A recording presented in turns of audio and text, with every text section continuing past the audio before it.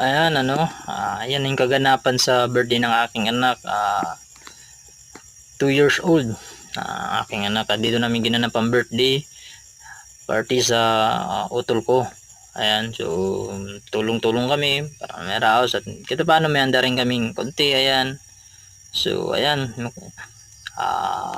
pakita ko lang yung mga handa namin ayan, simple lang yan, di masyadong bongga pero sama-sama kami tsaka masaya. Ganito kasi kami pag mayroong may birthday sa pamilya namin na tumutulong-tulong kami para may raos ang kanyang kaarawan. So ayan, so kainan na no. Ayan, mukhang mapakasarap niyan. Ayan ang aming mga bisita.